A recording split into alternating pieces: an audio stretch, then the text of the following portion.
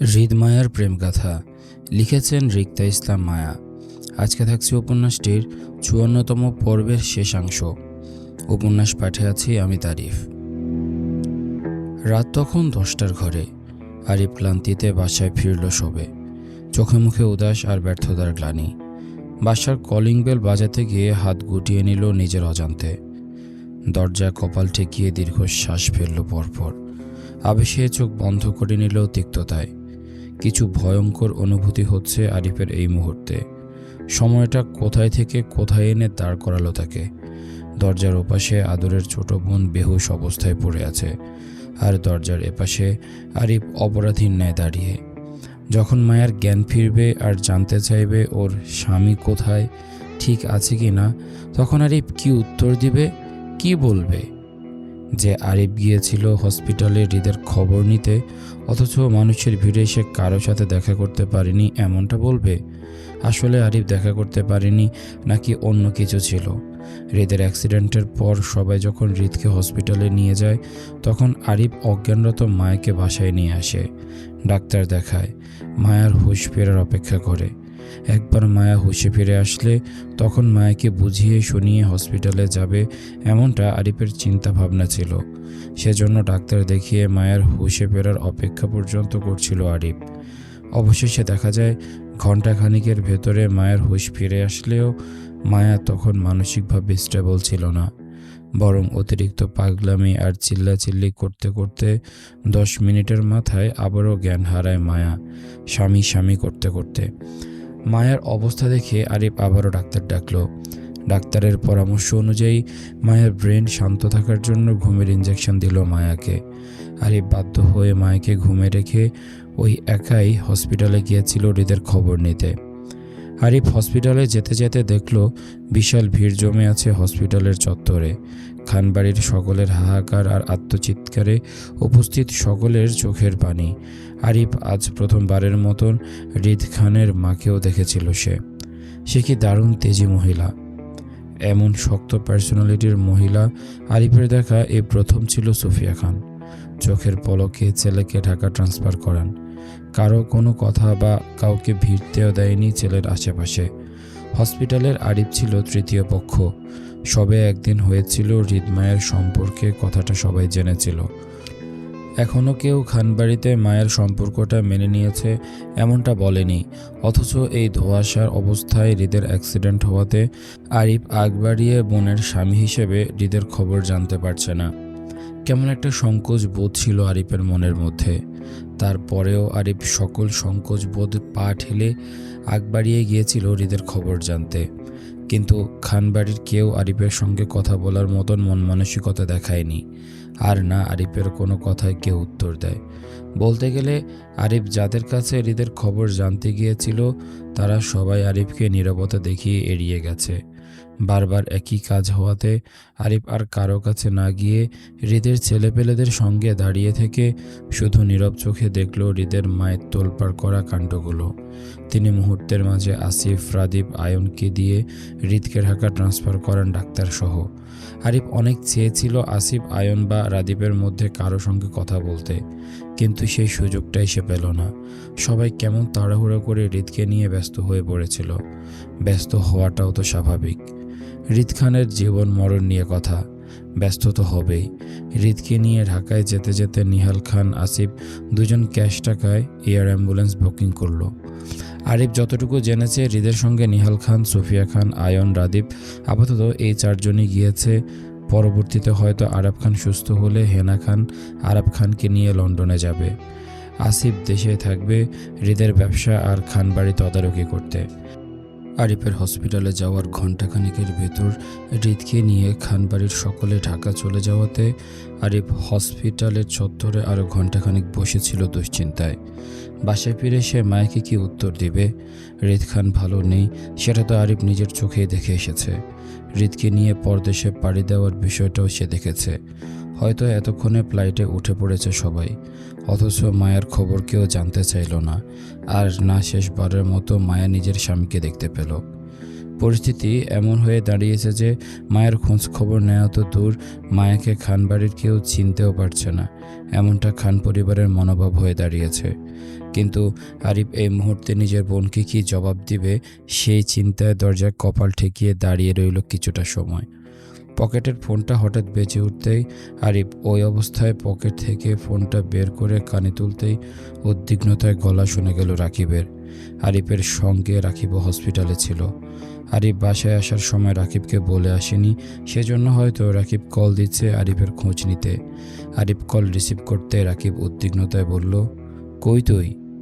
দীর্ঘশ্বাসে আরিফ মত্ত হয়ে ভাঙা গলায় অল্প আওয়াজে বলল, বাসায় আয় তুই।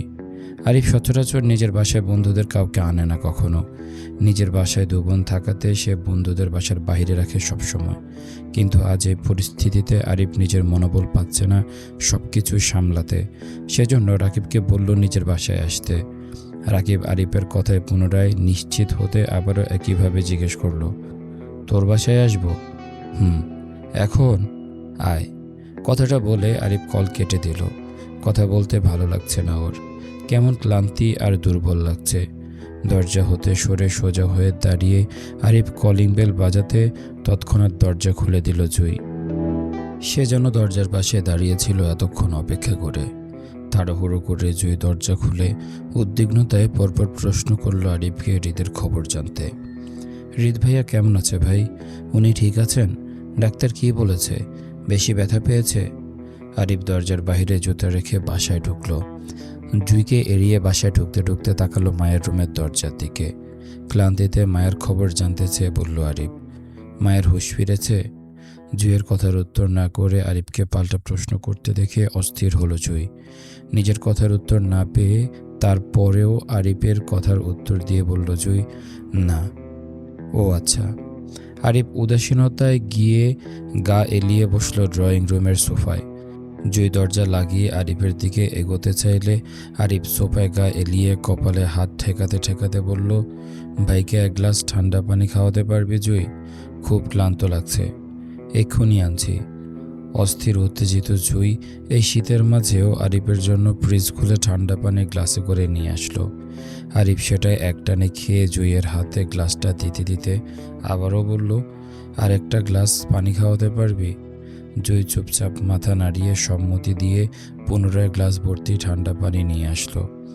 আরিফও আগের ন্যায় ঢকঢক করে সম্পূর্ণ পানির গ্লাস খালি করলো এক চুমুকে। তীব্র পানির তৃষ্ণা পেয়েছিল তার, ভিতরটা হাহাকার করছিল তৃষ্ণায়। এত পানি খেয়েও যেন তৃষ্ণা মেটেনি আরিফের। আরিফ পানির গ্লাসটা টি টেবিলের উপর রাখতে রাখতে বলল, তুই কিছু খাবি জুই? দুপুরে থেকে না খাওয়া তুই, অর্ডার করব?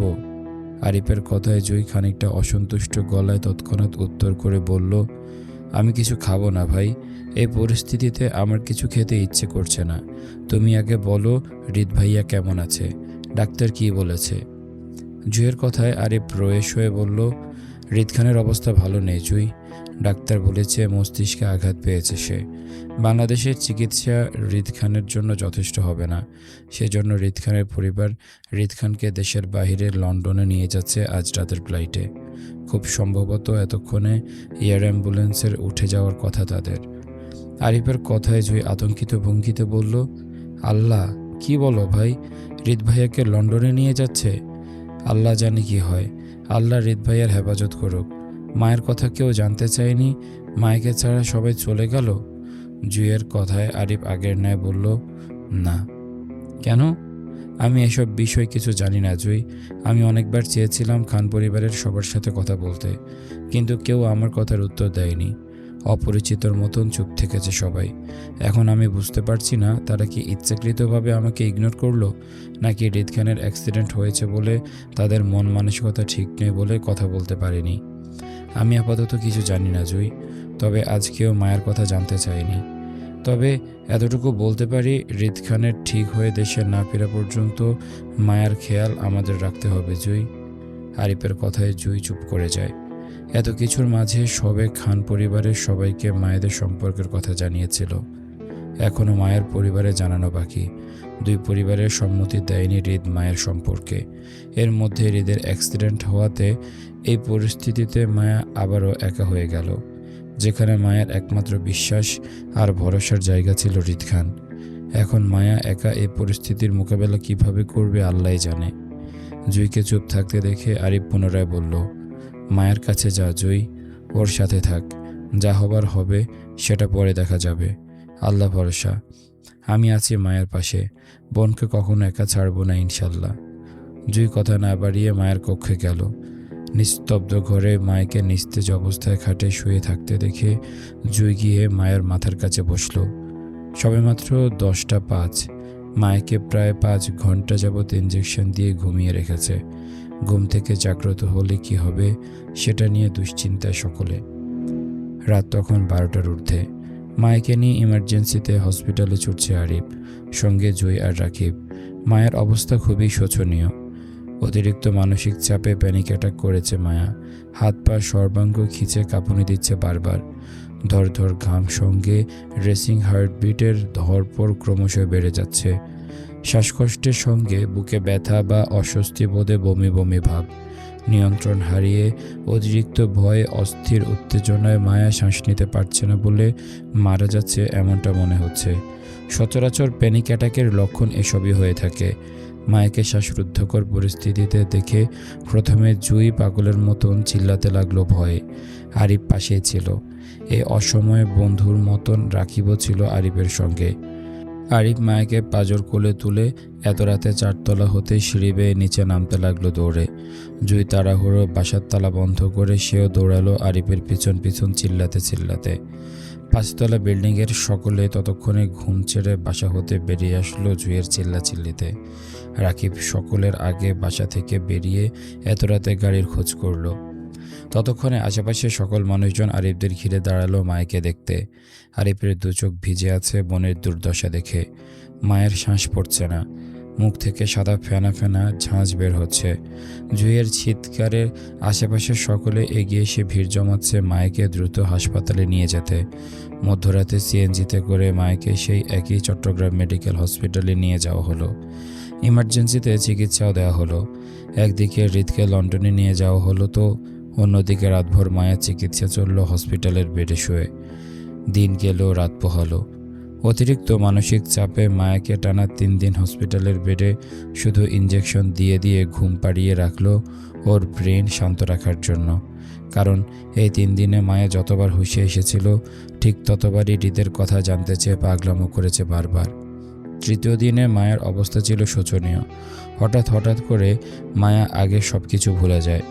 এক মুহূর্তের জন্য নিজের নাম, এমনকি পরিচিত মানুষকে পর্যন্ত চিনতে পারে না। হারিফকে, জুইকে, ওদের নাম কি, ওদের সাথে মায়ের কি সম্পর্ক, সেই সব কিছু মায়া এক মুহূর্তের জন্য ভুলে যায়। সামান্য টাকা ছিনার মতন স্মৃতিশক্তি মায়ের মস্তিষ্ক ধারণ করে রাখতে পারে না। ডাক্তার দেখানো সামান্য টাকাকে মায়া পাতা বলে আখ্যায়িত করে। ডাক্তারের ভাষ্য মতে মায়া অতিরিক্ত মানসিক চাপের কারণে মেন্টাল ট্রমায় আছে, সেজন্য হঠাৎ সব কিছু ভুলে যাচ্ছে। কিন্তু মায়ের মস্তিষ্ক যখন শান্ত থাকে তখন আবারও সব কিছু মনে করে পাগলামো শুরু করে হৃদের জন্য। এই 3 দিনে আরিফ খান বাড়ির কারো সঙ্গে যোগাযোগ করতে না পারলেও আসিফের সঙ্গে ফোনে যোগাযোগ হয়েছিল একবার। সেখান থেকে জানা যায় আগামী সপ্তাহের ভেতরে আরাফ খান আর হেনা খানকেও লন্ডনে পাঠানো হবে আয়নদের বাড়িতে। আপাতত খান পরিবারের সবাই সেখানে আছে। তবে দুঃখজনক বিষয় হলো হৃদের অবস্থার কোনো উন্নতি হয়নি। অলরেডি হৃদের মাথায় সার্জারি করা হয়েছে, কিন্তু হৃদের হুঁশ ফিরেনি এখনও। সহজে ফিরবে বলে মনেও হয় না। কোমায় চলে গেছে হৃদ হুঁশে কখন ফিরবে কেউ বলতে পারে না। দিন দিন অবস্থা নাকি আরও খারাপের দিকে যাচ্ছে হৃদের। আসিফের কাছ থেকে হৃদের এসব খবরের কথা জেনে আরিফের মনে হয়নি আগ বাড়িয়ে মায়ের কথাটা আসিফকে জানানো উচিত। আর না আসিফ মায়ের কথা জানতে চেয়েছে আরিফের কাছে। তাছাড়া আসিফ মায়ের কথা জানলেও বা কী করতে পারবে? এখানে কারো কিছু করার নেই একমাত্র আল্লাহ ছাড়া। তিনি ভালো জানেন আগামীতে কী হবে। 5 দিনের মধ্যে মায়েকে হসপিটাল থেকে বাসায় নিয়ে আসলো আরিফ। বাসায় আনতে চায়নি সে, কারণ মায়ের অবস্থা তখনও ভালো ছিল না। আরও কয়েকদিন হসপিটালে রাখতে চেয়েছিল আরিফ, কিন্তু হুট করে চট্টগ্রামে আরিফের বাবা আর চাচার উপস্থিতি দেখতে পেয়ে বাধ্য হয়ে মায়াকে নিয়ে বাসায় ফিরতে হয় আরিফকে। হঠাৎ করে আরিফের বাপ চাচা চট্টগ্রামের উপস্থিত হওয়ার কারণটা ভালো করে জানা ওর। না জানার কিছু নেই, মায়া হৃদ খানের সঙ্গে প্রেমের সম্পর্কে জড়িয়েছে এমনটা আরও 2 দিন আগে পরিবারে জানিয়েছিল মুক্তা। কিন্তু হৃদের অ্যাক্সিডেন্টের পর মায়ের অবস্থা কী হয়েছে সেটা পরিবারের কারো জানা ছিল না। মূলত আরিফই কাউকে জানায়নি। তবে মায়ার প্রেমের সম্পর্কের কথাটা শুনে রেগেমেগে আগুন হয়ে আরিফকে ফোন দিয়েছিল বাপ চাচা দুজনই। মায়াকে নিয়ে দ্রুত আশুগঞ্জ ফিরতে আদেশও করেছিলেন তারা, কিন্তু আরিফ কারো কথা কানে তোলেনি, আর না মায়ের অবস্থার কথা জানিয়েছে পরিবারকে। মূলত আরিফকে আশুগঞ্জ ফিরতে না দেখে ওনারা দুজন রেগেমেগে চট্টগ্রামে উপস্থিত হয় মায়াকে সঙ্গে করে নিয়ে যেতে। কিন্তু এখানে এসে মায়ের শোচনীয় অবস্থা দেখে তারা দুজনেই থমকে যায়। ওনাদের মেয়ের এত অসুস্থতার কথাটা পরিবারকে জানায়নি কেন, সেটা নিয়ে আগুন হয়ে যায় দুই ভাই। বিশেষ করে মায়া কথা বলার মতন পরিস্থিতিতে নেই, এই বিষয়টা তাদের মনে আঘাত করে বেশি। সেজন্য মায়ের উপর থাকা সকল রাগ গিয়ে পড়ল আরিফের উপর, শফিকুল ইসলামের। জুঁইয়ের বাবাও কম নয়। এত সব কিছু ঘটে যাচ্ছে আর সেই সব তাদের অবগত করেনি বলে তিনি প্রথমবারের মতন জুঁইয়ের গায়ে হাত তুললেন। রাগের তোপে জুঁইয়ের গাল বেরিয়ে থাপ্পড় মারল জোরে সোরে। পারছে না সে রাগটা আরিফের উপর দিয়ে তুলতে জুঁইয়ের বাবা। সেই রাতের মধ্যে প্রাইভেট কারে করে শফিকুল ইসলাম সপরিবারে আশুগঞ্জ ফিরেন, সঙ্গে আরিফকেও নিয়ে যান। বাসায় ফিরে যেন মায়ের জন্য মানসিক চাপ আরও বাড়ল। হাহাকার বয়ে গেল পরিবার জুড়ে। মায়ের বাপ চাচা মায়ের অবস্থা দেখে চুপ করে গেলেন ভয়ে। ওনারা আপাতত মায়ের সুস্থতা চাচ্ছেন, অথচ আত্মীয়দের মাঝে বদনাম রটে গেল মায়া বড়লোক ছেলের পিছনে ঘুরে প্রেমে পাগল হয়ে গেছে। এই ছিল আজকের পর্ব। কেমন লেগেছে তোমাদের কমেন্ট করে জানাও। দেখা হচ্ছে পরের পর্বে। ততক্ষণ পর্যন্ত সবাই ভালো থাকো, সুস্থ থাকো। আজকের মতো আমি তারিফ এখানে বিদায় নিচ্ছি। আল্লাহ হাফেজ।